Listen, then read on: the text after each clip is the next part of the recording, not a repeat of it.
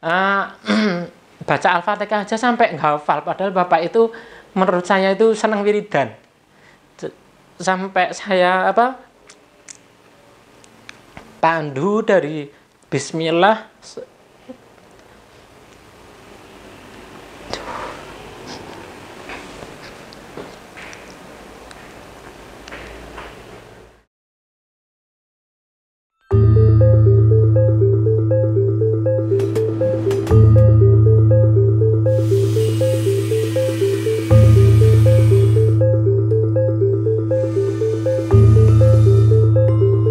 Assalamualaikum warahmatullahi wabarakatuh. Nama saya Vicky Arif Ardianta. Saya adalah owner dan CEO CV Futake, berlokasi di Jalan Jogja Solo, Klaten, Jawa Tengah, Indonesia.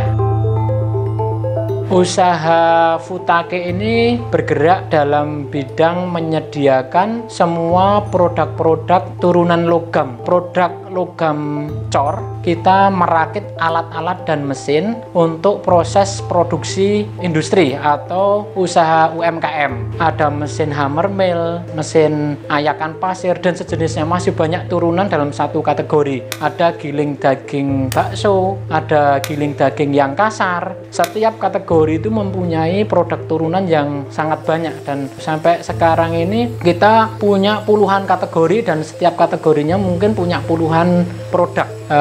Memang banyak sekali karena kita selalu berinovasi di dalam diferensiasi produk. Kami juga menyediakan produk-produk custom.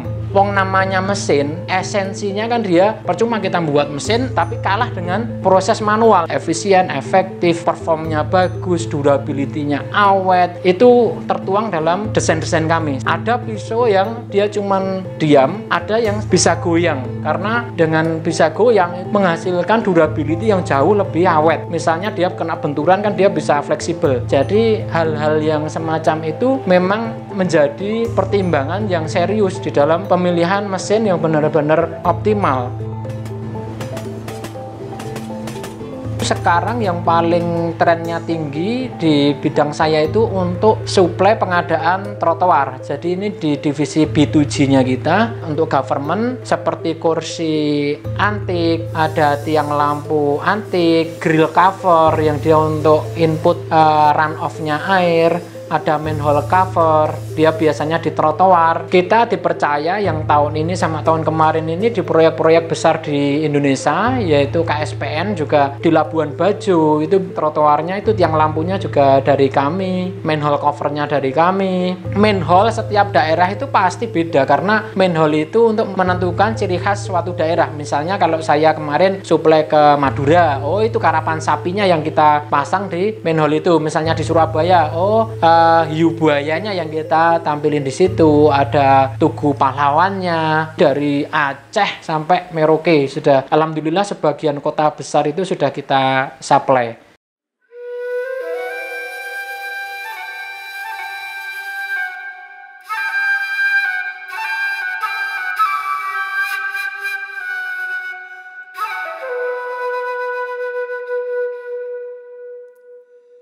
Saya dilahirkan dari keluarga yang cukup berada. Jadi saya lahir tahun 88. Bapak saya seorang pengusaha yang getol sekali. Usaha yang digelutin bapak saya ini ada dua, sambungan pipa air minum. Terus yang kedua adalah mebel, manufacturing kayu, Mas. Disuplai ke Jogja dan Bali. Start bisnis saya itu sebenarnya sejak kecil, Mas. Berpikir gimana caranya menghasilkan gitu. Jadi saya pengen untung waktu itu, pengen melihara ayam. Jadi saya izin sama bapak saya, dibeliin tuh ayam sama bapak. Alhamdulillah dibikinin kandang di depan rumah. Saya habis sekolah melihara ayam. Itu pengalaman saya pertama, yaitu ayam. Habis itu gede ya, ada yang sembelih sendiri, namanya anak kecil ya, pengen nyembelih itu. Alhamdulillah rugi, ayamnya rugi. Saya beternak lagi bebek, nggak sedikit juga loh, Mas, nggak cuma 100-200an loh. Sama bapak saya itu dikasih ratusan. Sudah saya ingu sendiri, ada di sawah di depan saya, di depan rumah itu ada sawah, saya dingon ke di situ. Cuman memang punya ada pembantunya bapak ya, tak suruh itu, cuman saya yang ngatur ini sana dingon ini. Terus akhirnya sampai pertengahan itu nggak kuat, ternyata bebek kan baunya agak serem ya. Habis itu alhamdulillah yang bebek ini untung Mas. Jadi selama saya berternak ini bebek ini yang untung. Itu SD. SD akhir itu tahun 98 kalau nggak salah itu bangkrut Mas. Itu kan Krismon 98. Jadi titik berat di keluarga saya karena waktu itu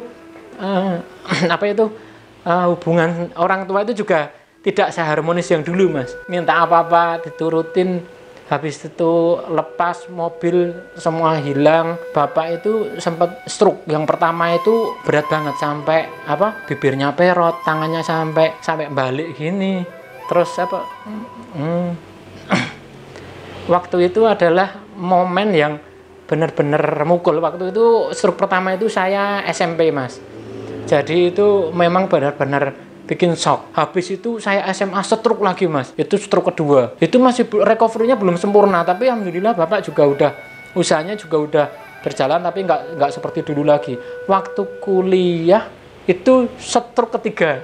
Awal kuliah itu lebih dramatis lagi menurut saya karena stroke-nya itu dipicu kecelakaan. Waktu itu Bapak ke Ponorogo naik motor Grand itu cari ketenangan lah. Bapak saya kan asalnya Ponorogo, di pesantren karena simbah saya punya pesantren di Ponorogo. Bapak saya itu kembar, jadi kembarannya yang ngasuh pesantren. Akhirnya saya kan nyari bapak saya kok nggak ada gitu kan. Naik motor saya juga nyusul ke Ponorogo. Waktu itu habis itu balik, kan zaman dulu masih ungsum helm ciduk itu ya Mas, cuman setengah kepala itu. Nah itu saya pulang itu saya punya firasat, saya helm saya kan full face ya itu saya ajak tukeran waktu beli sate di Haji Tukri itu. Saya masih inget di Ponorogo, saya Pak ayo tukeran helm, aku tak pakai yang ciduk, Bapak pakai yang full face. Sebenarnya nggak mau tapi tak paksa terus, alhamdulillah mau. Habis itu pulang tapi pakai motor sendiri karena Bapak tak boncengin, nggak mau maunya naik motor itu Grandnya itu Astrea. Jadi dari Ponorogo itu kan pulang lewat Sumoroto. Habis Sumoroto masuk mulai pegunungan mau ke Wonogiri itu.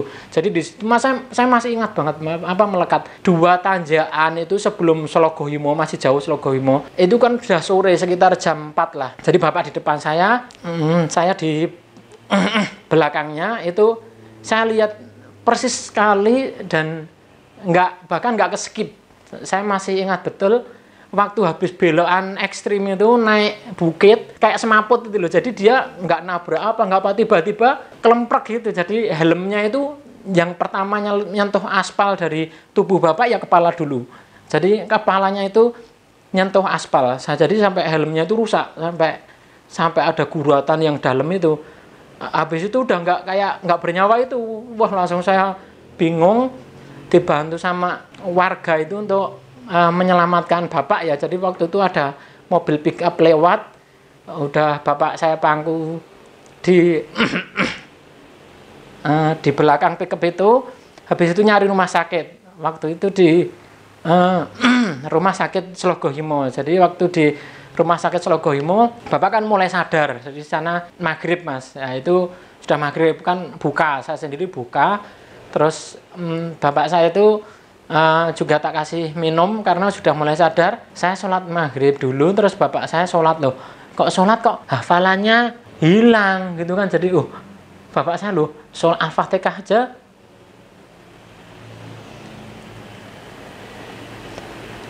terus saudara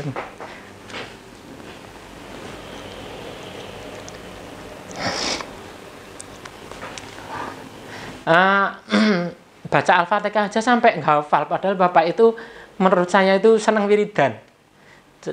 Sampai saya pandu dari bismillah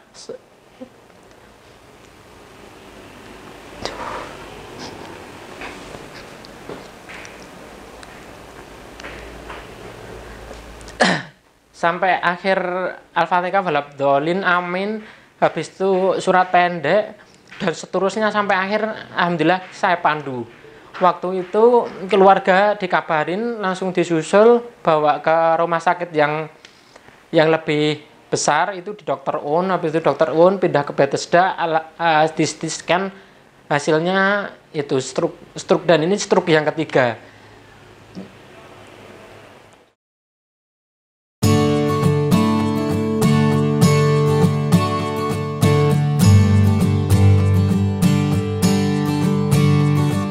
Ini merupakan semacam karomah ya. Jadi setelah stroke yang pertama itu, kalau keparahannya malah yang pertama sampai koma 3 hari. Jadi itu mukjizatnya luar biasa.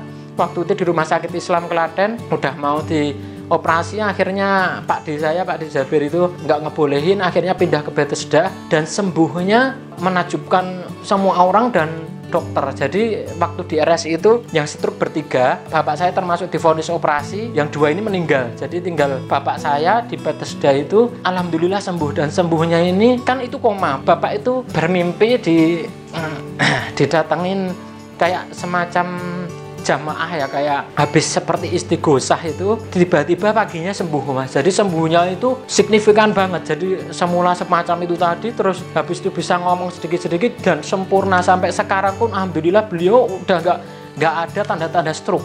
Padahal udah stroke 3 kali loh. Itu parah, itu nggak seperti stroke ringan biasa, itu stroke-nya parah, dan ketiga stroke-nya kecelakaan lagi. Itu udah sembuh, bahkan sekarang sakit biasa aja jarang. Jadi semacam dikredit. Kalau dulu itu ya jatahnya sakit dihabiskan waktu stroke mungkin, bahkan sekarang itu flu aja ya pernah flu, cuman mungkin nggak sesering dulu waktu sebelum stroke. Jadi bapak itu sebelum stroke itu sering sakit apa kepalanya pegel atau apa. Sekarang malah alhamdulillah enggak ya, mungkin itu rahasia Allah lah.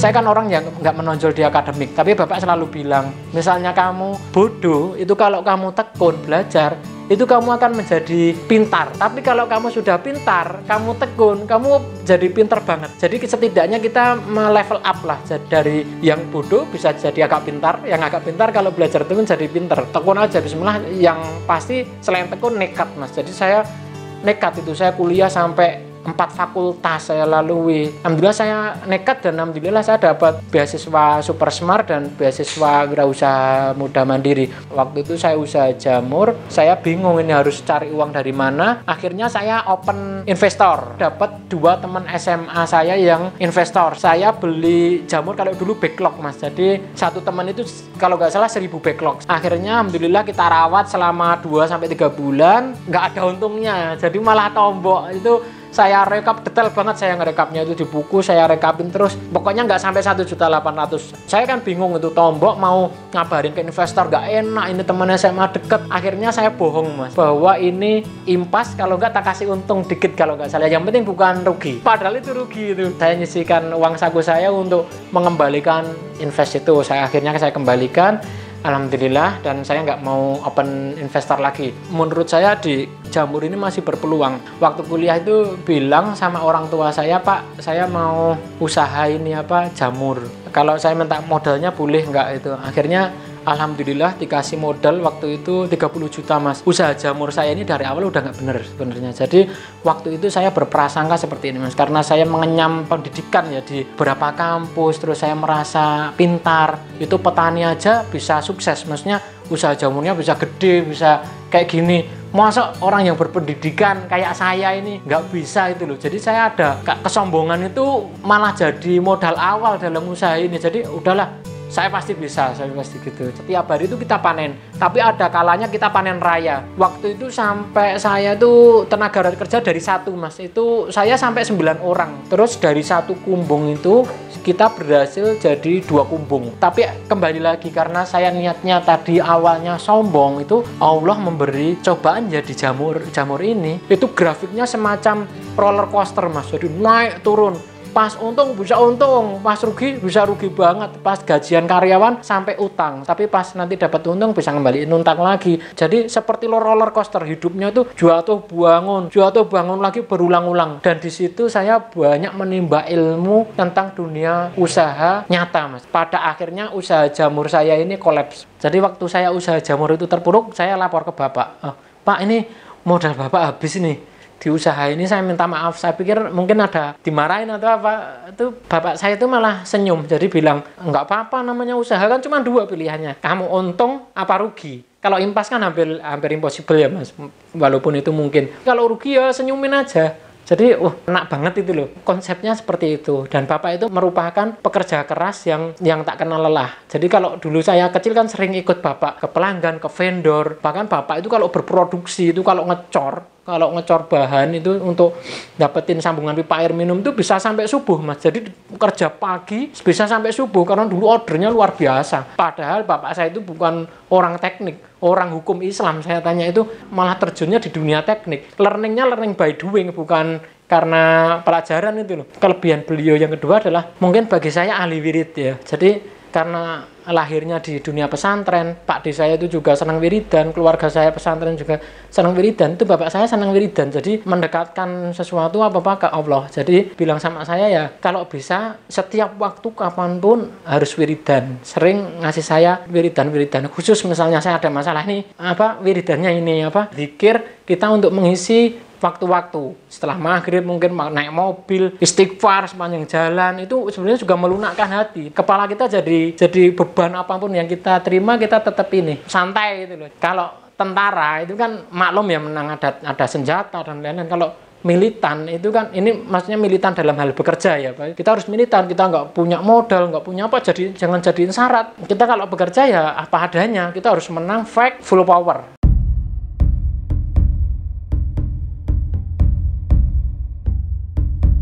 Seseorang itu kalau sudah sombong, itu sebenarnya dia mengaktifkan alarm resiko. Padahal resiko itu sedang tidur. Kita usaha semua ini, sekeliling kita ini resiko semua mas. Resiko itu tidur. Tapi kalau kita sombong, itu kita udah nyetel nih alarmnya. Dia mau bangun kapan resikonya ini sudah kita setel sebenarnya. Sebenarnya bisnis fit itu kan ada 3 lingkaran mas kalau diagram Venn. Jadi ada lingkaran pertama itu adalah passion, lingkaran kedua ini mungkin keahlian kita, lingkaran ketiga ini adalah opportunity, peluang di usaha itu. Ini adalah business fit menurut saya, ini bagus nih, peluangnya banyak, tapi skill saya kurang. Kenapa kok dulu saya pengennya pokoknya mati urip, pengennya dokter dan nggak keterima, dan saya dimasukin di dunia kuliah yang itu musuh saya sejak SMA. Ternyata jawabannya baru keluar ini sekarang. Ternyata saya disuruh kuliah teknik sipil ini memang hikmahnya gede banget gitu loh. Dan alhamdulillah itu ada skill walaupun tidak dalam ya. Passionnya saya dapat di ekonominya dan peluangnya memang gede di sini itu. Jadi waktu itu saya belajar lagi ke teman-teman Amikom. Di sana ada komunitas tentang blog. Waktu itu kan musimnya blog ya. Jadi saya belajar bagaimana membuat blog, bagaimana membuat web. Akhirnya saya belajar, alhamdulillah saya membuat puluhan blog itu, trafficnya lumayan gede mas, alhamdulillah. Habis itu berkembang, beralih ke workshop sendiri. Masih ingat banget saya dapat pengadaan 8 mesin cetak bata. Jadi dari 8 itu DP-nya juga lumayan besar. Jadi dari DP itu sudah bisa untuk running ini, untuk usaha ini. Itu untuk Sumatera. Dari situlah saya mulai ini menemukan, ini nih bisnis. Saya ngetik sendiri, saya ngedit sendiri, saya posting di blog sendiri, di platform gratis sendiri. Sampai saya tidur kalau tiap malam banget.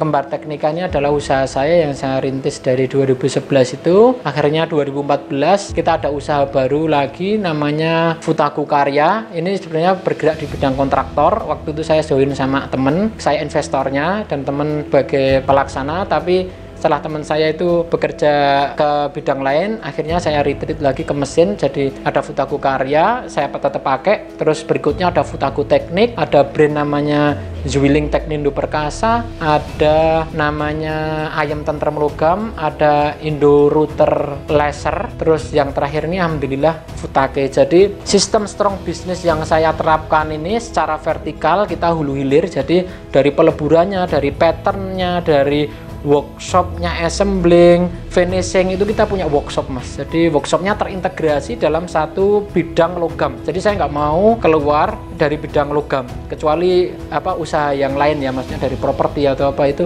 Tapi ini buat bisnis utama saya ini harus positioningnya jelas nih, logam, segmennya jelas. Jadi saya bikin beberapa nama brand itu tadi juga dalam rangka segmenting sebenarnya. Secara horizontalnya saya juga harus punya produk turunan atau diferensiasi produk itu juga harus lengkap.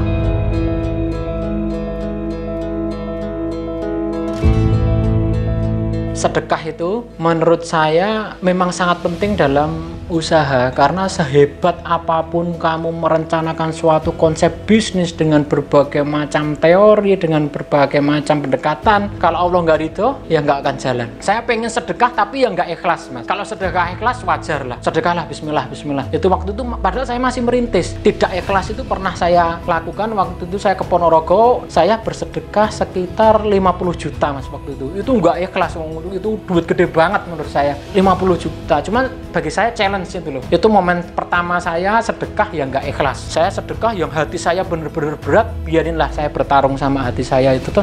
Perjalanan saya dari Ponorogo, saya masih perjalanan ke Trenggalek. Di dalam perjalanan itu alhamdulillah luar biasa, saya nggak membayangkan dari produk yang nggak begitu winning. Waktu itu kan produk winning saya mesin bata, mesin cetak batako, dan produk ini produk yang nggak winning, cetakan bis beton, jadi kayak cetakan sumuran. Itu kan kalau ada order paling cuma 1-2, nilainya 2,5 juta, 10 juta aja udah banyak. Dan ini cashback sama Gusti Allah itu langsung, Mas. Jadi yang 50 juta itu tadi kan sodako. Ini 50 juta bukan ordernya loh. Proyeksi keuntungannya 50 juta plus. Jadi itu bikin saya merinding, dan sampai sekarang kalau saya ingat itu jadi apa itu, Masya Allah sekali, Allah itu menurunkan dengan selama ini saya kuliah itu pakai rumus apapun, rumus matematika, rumus apapun, rumus ekonomi pun nggak bisa dibayangin. Nggak 1 + 1 dapat 2, karena ini value-nya barokah. Jadi barokah itu nilai lebih, bisa 1 + 1 jadi 10.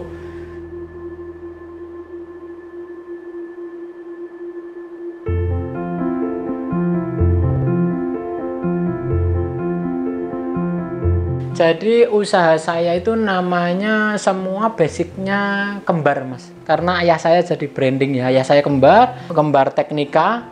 Itu warnanya orange, itu kembar teknika warna kebanggaannya orange. Itu juga unik karena dulu saya kan hobinya adventure. Kebetulan hobi saya ngetrail, saya masih pakai trail Cina itu Longchin. Saya pengen banget trail KTM, tapi saya belum bisa beli waktu itu. KTM itu kan warnanya orange, warna kebanggaan. Makanya kembar teknika itu orange karena saya pengen beli KTM gitu loh, Mas. Jadi sederhana banget. Jadi kembar itu karena bapak saya, terus orange itu karena saya seneng KTM, belum keturutan. Waktu itu masih jauh dari harapan lah, masih waduh ini mimpi lah. Alhamdulillah sekarang udah punya lah, alhamdulillah. Nama ada yang Futago, itu sebenarnya bahasa Jepangnya kembar. Habis itu ada nama Zwilling, itu bahasa Jermannya kembar. Setelah itu ada Indorouter, ayam tentrem, itu di luar kalau itu. Yang terakhir ini Futake, ini sebenarnya juga mudah sekali karena itu cuman Futago diambil futanya, kembar teknika diambil K-nya. Udah nggak rumit. Jadi itu sebenarnya juga kembar juga. Sejatinya itu dari akar kata kembar.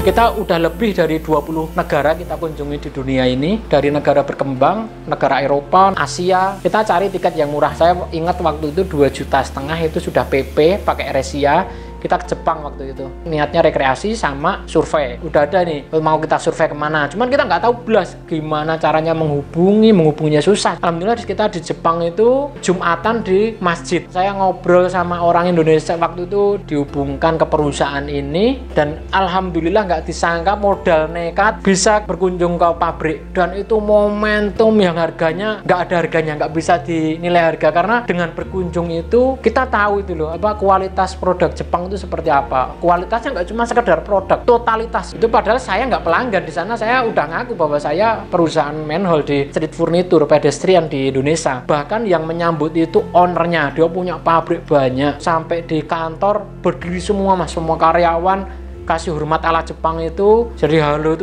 bener-bener momentum luar biasa, nggak ada yang ditutup-tutupin sama sekali, baik rumus dan lain-lain. Jadi setelah saya survei itu jadi terbuka pikiran satu, jadi kita punya Grandmaster desain untuk beberapa tahun mendatang, karena itu pabriknya benar-benar super efisien dan efektif. Produksinya bagaimana, finishingnya, paintingnya pakai kimia apa, itu dikasih tahu semua diterangkan dan dengan sabar, dan semua dibuka open tanpa ditutup-tutup. Dari A sampai Z kita diberitahu, dan itu kita terapkan di perusahaan kita. Jadi catnya kimianya tadi di sini kita tanya ke pabrik kimia dan kita mempunyai cat khusus sendiri. Bagaimana membuat polanya di sana pakai CNC, akhirnya kita datang kita beli CNC juga. Tapi masih banyak lagi yang PR yang belum bisa kita tiru itu loh. Kita paling cuma 10%-nya lah kita survei, itu pandangan kita jadi luas gitu.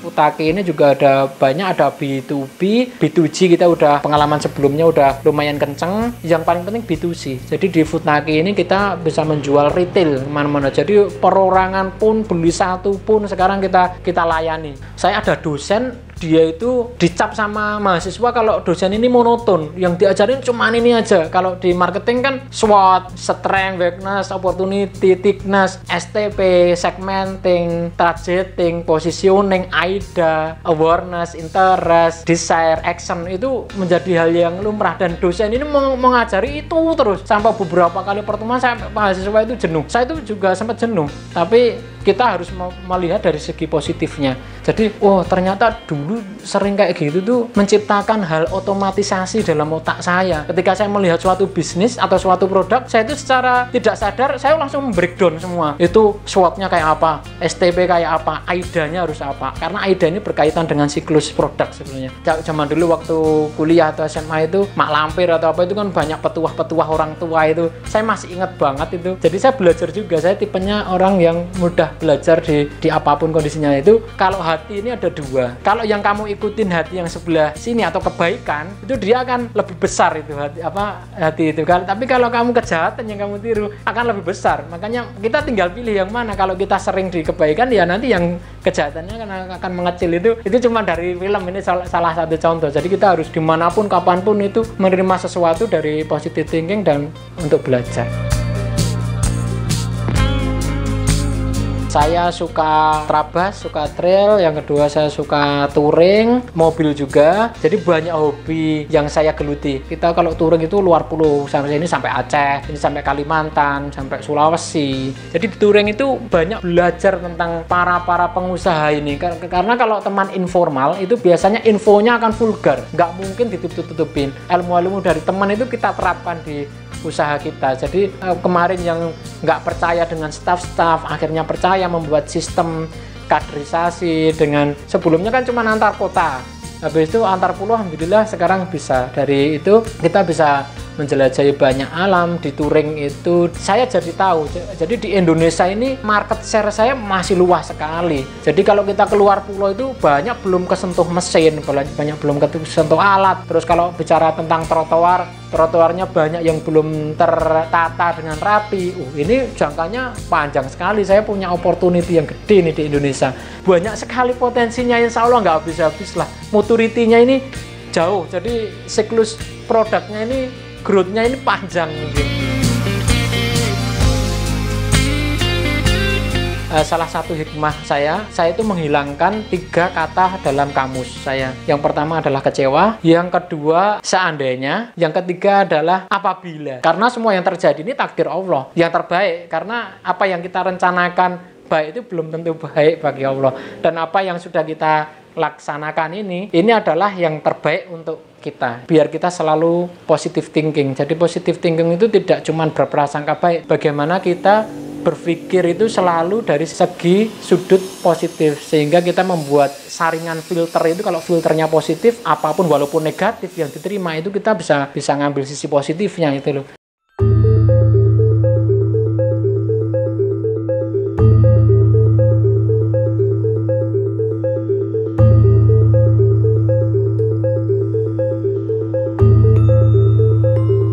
Konsep rezeki itu menurut saya seperti pohon buah, Mas. Jadi makin banyak naungan kita atau karyawan kita, vendor kita, itu cabang pohon itu semakin banyak cabangnya. Dan semakin kita memberikan manfaat, semakin banyak pupuk yang pas untuk pohon itu. Pohon itu kan terus berbuah.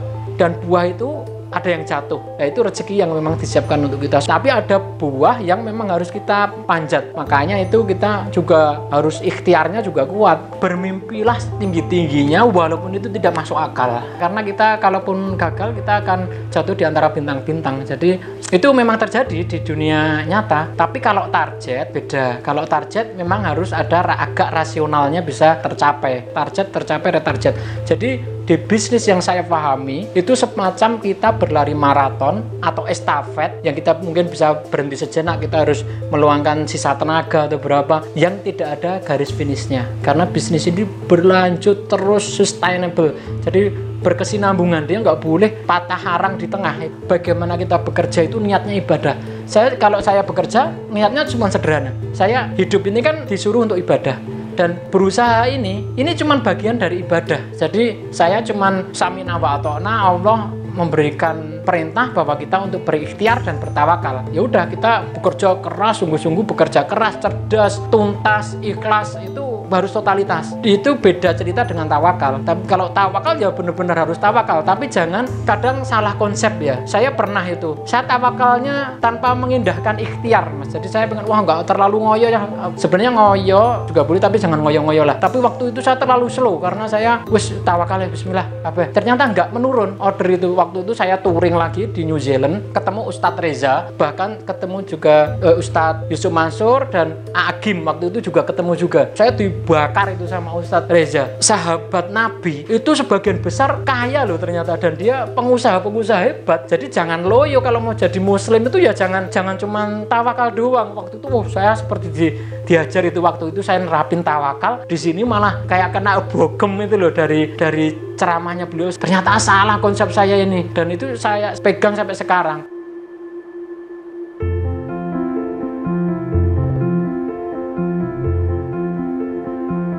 Saya ingin membuat suatu wadah platform untuk menjadi akses digitalisasi UMKM Klaten Raya. Jadi bagi siapapun yang berminat untuk mendigitalisasi produknya tapi nggak tahu caranya, boleh datang ke showroom kami, Futake. Silahkan datang, bawa foto produknya, bawa artikelnya atau bercerita di sini nggak apa-apa, kita postingkan. Jadi ini free. Kami sudah buat web namanya umkmklaten.com. Nanti setelah itu mungkin kalau banyak peminatnya, signifikan hasilnya, kita akan berlanjut ke aplikasi. Minimal satu UMKM gorengan atau warteg atau apa dari sini dapat barcode. Jadi dari umkmklaten.com itu nanti kita dapat barcode. Barcode-nya bisa ditaruh di warungnya tuh. Di laman webnya itu isinya misalnya menu-menu. Pecel lele harganya sekian, ini harganya sekian. Jadi zaman sekarang kan pada canggih, pada punya HP semua. Jadi pelanggan di situ tinggal barcode aja. Menunya ini harganya sekian. Itu hal yang paling sederhana yang bisa didapat dari program kami ini. Bahkan katalog produk pun bisa di dalam lamannya itu. Semua UMKM Klaten sekarang berhak punya katalog produk digital melalui umkmklaten.com, dan kami